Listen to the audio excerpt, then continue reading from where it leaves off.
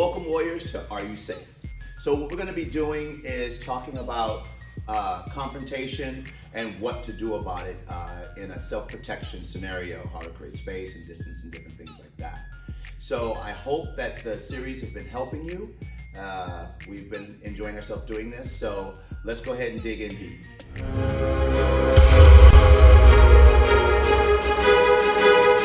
So one of the things that's very uncomfortable for most people is boundaries, knowing how to set boundaries.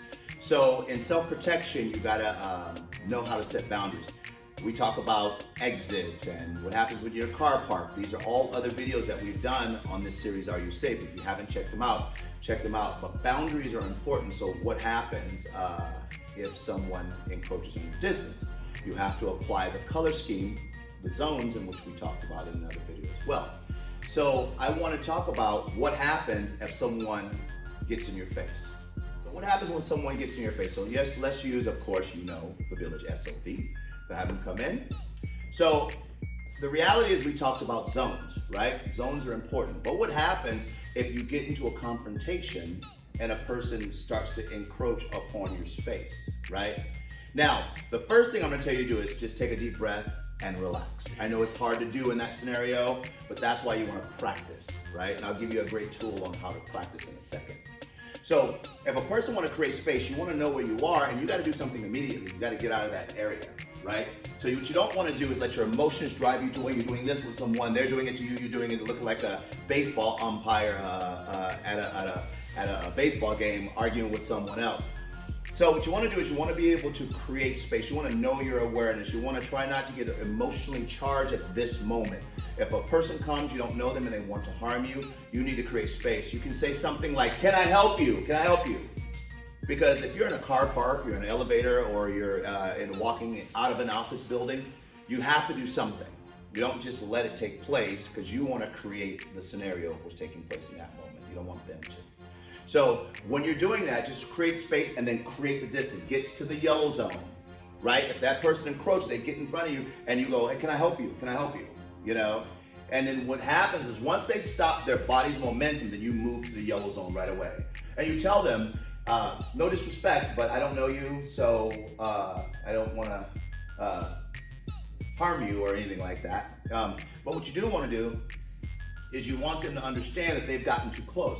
Some people, I know this is going to be hard, have no ill will towards you, but they're close talking people, right? And if you don't know them, create space. Another great thing to do is say, "Hey, how you doing?" Put your hand on them, let them know where you are, because if they were to come and try to attack you, now you can attack, right? So I want you to understand there's nothing wrong. I know it sounds weird and it's going to take some practice for you to get over it. But putting your hands on a person, creating space, creating a fence, which we'll talk about in another video, is very important for you, because you don't want anyone to get into your space. So taking a deep breath can be really hard to do when the moment happens. So here's a great way to train yourself.